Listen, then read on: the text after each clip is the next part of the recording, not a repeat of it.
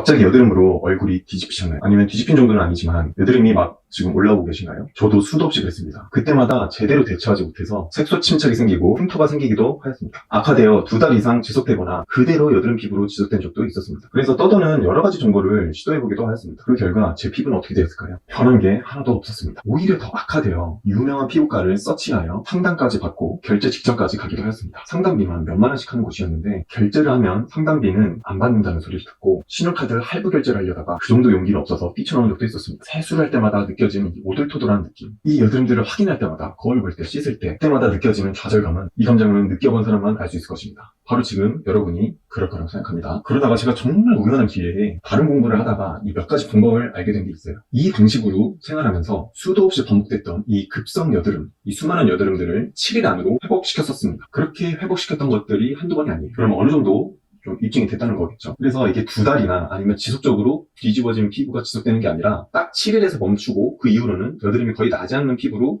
또 한동안을 지낼 수 있었다는 거죠. 그런데 또 우리가 여러 가지 호르몬 변화나 여러 가지 환경 변화로 인해서 한 번 더 뒤집어질 수는 있죠. 가끔. 근데 그때마다 이 방법으로 적절하게 대처를 잘 했다는 것이죠. 생각보다 간단한 방법이고 일단 돈이 들지 않습니다. 떠도는 제품 추천, 돈 드는 무슨 병원 소개 이런 거 절대 아니고요. 비용은 당연히 공짜입니다. 오늘 제가 알려드릴게요. 여드름은 분명한 이유가 있습니다. 저는 누구나 다 아는 제품 추천, 피부과 추천, 다른 이야기가 아니라 이 급성 여드름을 조금 다른 시각으로 바라보려고 합니다. 왜냐하면 저도 남들이 다 아는 방식으로 수많은 제품도 발라봤고 피부과 시술도 해본 경험이 있기 때문에 물론 결과는 좋지 않았지만요. 다른 방법이 필요했습니다. 분명 지금 이걸 보고 계신 여러분들도 그럴 거예요. 아주 잠시는 좋아졌지만 대부분 원상복귀가 되었습니다. 그 이유는 정말 심플하고 간단합니다. 단순히 올라온 증상만 없애주기 때문입니다. 그리고 그 증상만 없어진 난 다음에 어떻게 되죠? 다시 또 금방 올라옵니다. 저는 이미 올라온 여드름에는 크게 집중하지 않습니다. 그러나 지속적으로 올라오고 있는 여드름을 어떻게 멈출지가 더 중요하다고 생각합니다. 더 이상 올라오는 여드름을 줄이고 없애야 조금은 느리더라도 평소에 결코 여드름이 없는 피부로 지낼 수 있습니다. 일단 여러분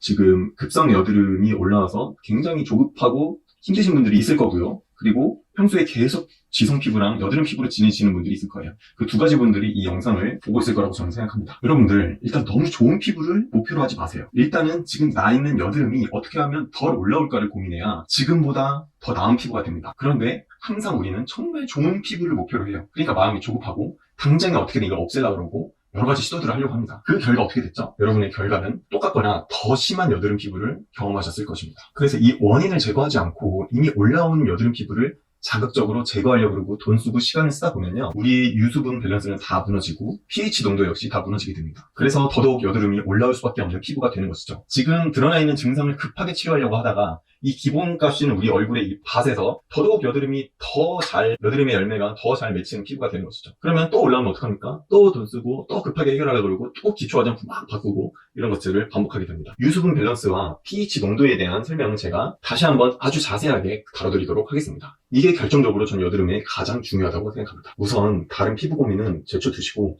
우리 피부의 여드름이 어떻게 하면 덜 올라오게 만들까에 집중하세요. 우리가 이미 올라온 여드름을 막 짜고 어디 피부가 가고 막 이것저것 바르면요. 잠시 완화는 될 수 있어요. 그러나 아까 얘기했던 것처럼 다시 심하게 올라오게 됩니다.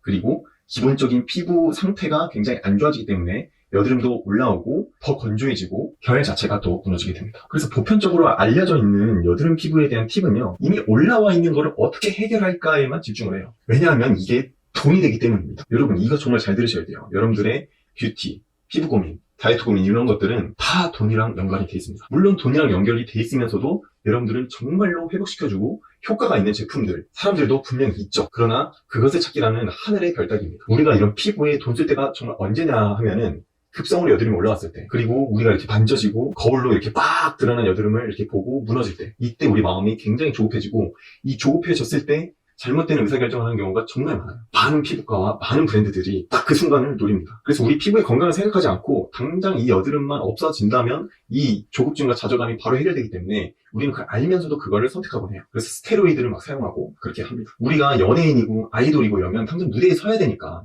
그건 그럴 수 있어요. 직업적으로는 우리가 건강을 조금은 희생시켜 가면서 우리 원하는 것을 이룰 수도 있는 거잖아요. 근데 그 정도로 이 피부가 우리한테 중요하고 당장의 그런 문제가 아니라면 우리는 장기적으로 생각해야 돼요. 그래서 우리가 이렇게 조급해질 때 정말 적지 않은 돈을 쓰게 됩니다. 이걸 보시는 여러분도 저도 굉장히 많은 돈을 썼을 거예요. 그리고 저가 정말 많이 써봤기 때문에 여러분들은 더 이상 안 쓰셔도 됩니다. 이 방법을 안다면 이미 올라온 이 여드름들은요, 큰 돈을 쓰지 않아도 가만히 냅두면 우리 몸의 자연 치유 기전에 따라서 자연스럽게 없어집니다. 조금 큰 화농성 여드름 같은 경우는 좀 더 시간이 필요하고 수포가 올라온 것들은 좀 짜줘야 되고 소독을 제대로 해줘야 되지만 그 정도의 그게 아니라면 그냥 가만히 냅두면 알아서 없어지게 됩니다. 그건 그냥 냅두셔야 돼요. 그리고 충분한 염증 반응을 하도록 그냥 냅두세요. 냅두시면 충분한 염증 반응을 하고 난 이후에는요, 없어집니다. 생각보다 말끔하게 없어져요. 이걸 말끔하게 없애지 않는 요인이 뭐냐? 이 더러운 손으로 짜고 계속 만지고 그리고 심리적으로 스트레스 받는 거. 스트레스가 또 여드름의 한 원인인 거 아시죠?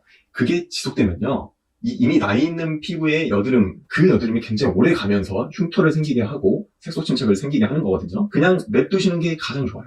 가장 좋습니다. 그리고 이 조금 회복되는 기간을 좀 줄여보겠다고 많은 돈을 투자하고 자극적인 방법으로 이미 올라오고 있는 여드름을 어떻게든 해보려고 하면요, 잠시는 이게 완화되는 것처럼 보일 수가 있어요. 조금 빠르게 여드름이 완화되는 것 같아도 다시 올라올 여드름을 예약하는 셈이 되는 거예요. 다시 올라올 우리 피부 상태를 만드는 게 되는 거예요. 왜냐하면 우리 피부에 굉장한 많은 자극이 되기 때문에. 그렇기에 이 여드름 산업도 돈이 됩니다. 그렇지 않다면 이 최신의 뷰티 기술, 여드름 기술, 여드름 제품으로 여드름이 나는 사람들의 피부가 다 좋아져야 되는 거 아니에요? 거의 다 이쯤 되면 없어져야 되는 게 아니에요. 근데 왜 계속 생길까요? 왜?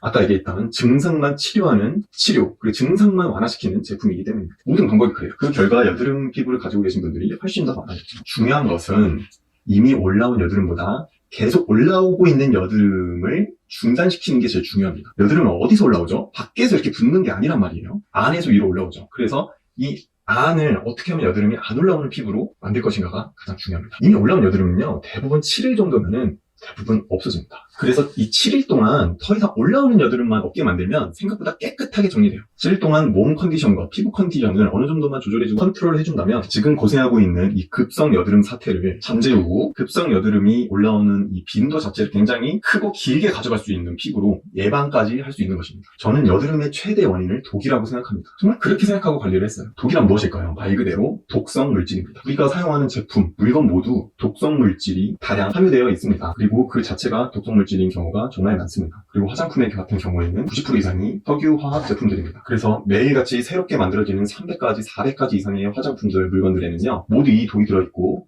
이런 독들이, 새로운 그런 성분의 독들이 300가지, 400가지씩 만들어진다 해도 과언이 아닙니다. 그래서 우리는 독에 많이 노출되어 있습니다. 우리가 사용하는 제품들에 의해서 계속적으로 독에 노출되어 있다고 보면 됩니다. 그래서 우리는 일단 이 독에 대해서 알아야 됩니다. 독과 우리의 피부 그리고 여드름은 어떤 관련성이 있을까요? 우리는 우리 환경에 놓인 수많은 독을 5가지 경로를 통해 흡수하게 됩니다. 점막 흡수, 경비 흡수, 경구 흡수, 경피 흡수, 성교 흡수를 통해 흡수하게 됩니다. 정말 수많은 독이 이 5가지 경로를 통해서 계속 들어온다고 보면 돼요. 근데 우리가 또 해독 능력이 있기 때문에 우리가 이렇게 또 건강하게 살아갈 수 있는 것입니다. 점막 흡수는 눈을 통한 흡수입니다. 경비 흡수는 이 호흡기를 통한 흡수입니다. 경구 흡수는 우리 그리고 이 식도를 통한 흡수입니다. 성교 흡수는 성교를 통한 흡수입니다. 여기서 중요한 흡수처 중에 경피 흡수라는 게 우리가 알아야 될 흡수입니다. 경피 흡수는 우리 전신의 피부를 통해서 흡수되는 독을 의미합니다. 이 경피 흡수 경로를 통한 독이 왜 이렇게 위험하냐면요, 우리 피부는 자체적으로 해독 능력이 없기 때문입니다. 수많은 화장품과 세안제, 그리고 샴푸들, 그리고 바르는 약을 통해 흡수된 이 독들이요, 이제 온몸의 혈액으로 퍼져나가거나 우리 피부에 남아있는 경우가 굉장히 많습니다. 그래서 피부에서 진피로 이동하기에는 굉장히 쉽지 않고요, 이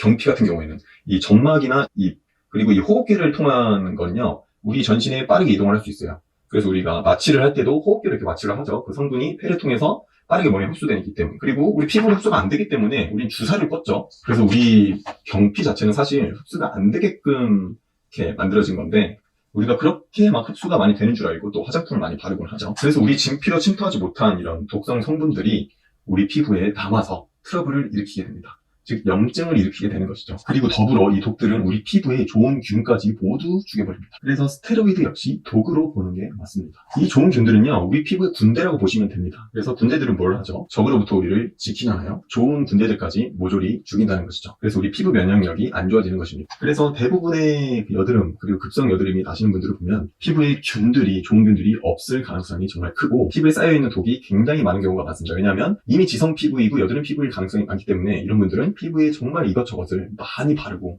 많이 시도를 합니다. 손으로 만지는 건 당연한 습관이고요. 그렇기 때문에 또 더 심한 여드름 피부로 가게 되는 것이죠. 잠시 안 난다 하더라도 급성으로 이렇게 올라오는 경우가 정말 많습니다. 보통 세안제를 쓸 때도 문제가 됩니다. 피부에 쌓인 노폐물을 지워야 되는데 이를 지우려고 우리는 광물성 오일을 사용한 화장품으로 얼굴을 팍팍 문질러야 됩니다. 여기서 문제가 되는 거는 이 석유 성분들이 우리 화장품 대부분에 침투해 있다는 거. 아무리 안전하게 살균을 하고 막 깨끗하게 만들었다 한들 석유 성분을 얼굴에 바르는 게 과연 안전할까요? 콜타르라는 아스팔트 성분에 사용되는 이 원료는 이 석유 물질이 마스카라의 주 원료로 쓰입니다. 그리고 아이라이너에도 쓰인다고 합니다.